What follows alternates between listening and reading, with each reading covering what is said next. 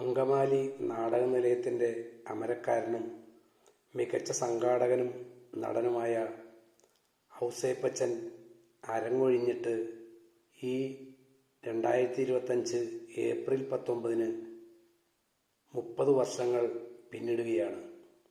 1995 April 19 അദ്ദേഹം അന്തരിച്ചത്.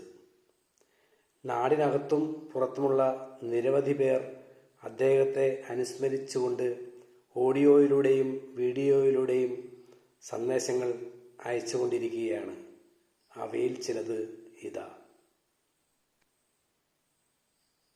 നമസ്കാരം പ്രിയപ്പെട്ടവരെ, ഞാൻ തിരുവടിക്കുന്ന് സ്വദേശിയായ ടി.ഡി. ജോർജ്. ഞാനും ഔസേപ്പച്ചനും സ്കൂളിൽ പഠിക്കുമ്പോൾ സുഹൃത്തുക്കളായിരുന്നു. ഔസേപ്പച്ചൻ എനിക്ക് വിദ്യാഭ്യാസം കഴിഞ്ഞപ്പോൾ സർക്കാർ ജോലി ലഭ്യമായി. ഞാൻ സർക്കാർ ജോലിയിൽ പ്രവേശിച്ചു. ഔസേപ്പച്ചന് നാടകത്തിനോടുള്ള ആവേശം മൂലം ഔസേപ്പച്ചൻ നാടക നടനായി വളർന്നു. അങ്ങനെ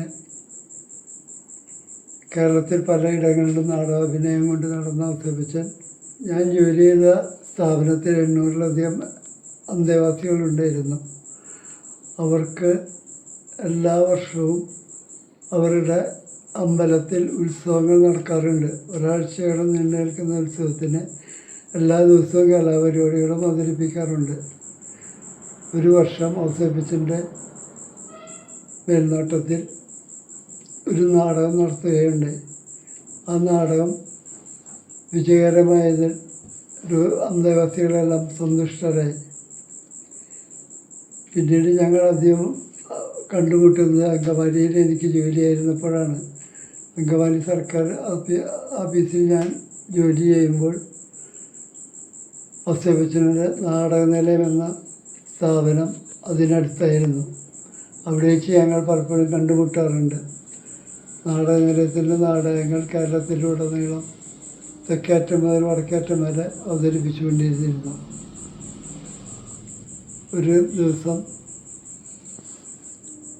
കണ്ണൂർ മയിലെന്ന സ്ഥലത്തേക്ക് നാടകം നടത്തുന്നതിന് വേണ്ടി ഔസേപ്പച്ചൻ മുള്ളം ഗ്രൂപ്പും പോവുകയുണ്ടായി. ഈ പറഞ്ഞ സ്ഥലത്തെത്താറായപ്പോഴേക്കും ഔസേപ്പച്ചന് എന്തോ അസ്വസ്ഥത തോന്നി. അവിടുത്തെ ആശുപത്രിയിൽ പ്രവേശിപ്പിച്ചു. അവിടെ വെച്ച് ഹൃദയാഘാതമുണ്ടാവുകയും മരണമടയുകയും ചെയ്തു. കുറഞ്ഞ കാലം കൊണ്ട് നാടകവേദി അനുസരണമാക്കി ഔസേപ്പച്ചന് ആദരാഞ്ജലികൾ അർപ്പിക്കുന്നു. നന്ദി, നമസ്കാരം. ശ്രീ ഔസേപ്പച്ചൻ കണ്ടംകുളത്തി അന്തരിച്ചിട്ട് ഇപ്പോൾ 30 വർഷമായി.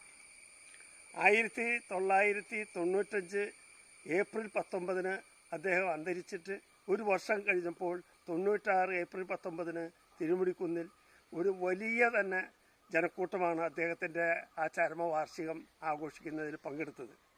മാത്രമല്ല, കേരളത്തിലെ അറിയപ്പെടുന്ന സാഹിത്യകാരന്മാർ വയലാ വാസുദേവപിള്ള, അതുപോലെ തന്നെ മാള അരവിന്ദൻ, പിന്നെ സിവിക് ചന്ദ്രൻ തുടങ്ങിയ ആളുകളെല്ലാം തന്നെ സാഹിത്യകാരന്മാരും കലാകാരന്മാരെല്ലാം ആ യോഗത്തിൽ പങ്കെടുത്തുന്നുള്ളത് പ്രത്യേകം സ്മരിക്കേണ്ടതാണ്. ശ്രീ മാള അരവിന്ദൻ ഇവിടെ എത്തിച്ചേർന്നപ്പോൾ സംസാരിച്ചു കൊണ്ടിരുന്ന ഒരു എസ് പിയാണ് സംസാരിച്ചു കൊണ്ടിരുന്നത്. ആ എസ് പി സംസാരം പോലും വിട്ടുകൊണ്ടാണ് ജനങ്ങൾ മാള അരവിന്ദനെ വരവേറ്റത്. അത് കലാകാരനും സാഹിത്യകാരനും നമ്മുടെ സമൂഹത്തിലുള്ള സ്ഥാനമാണ് കാണിക്കുന്നത്. നമ്മുടെ ഔസേപ്പച്ചനെ സ്മരിച്ചുകൊണ്ട് ഈ 30 വർഷം കഴിയുമ്പോഴും ജനങ്ങൾ അദ്ദേഹത്തിൻ്റെ നാടകങ്ങളെക്കുറിച്ച് ഇപ്പോഴും സംസാരിക്കുന്നുണ്ട്. അദ്ദേഹത്തിൻ്റെ സ്മരണയ്ക്ക് ഞാൻ എല്ലാ ആദരവും അർപ്പിക്കുന്നു.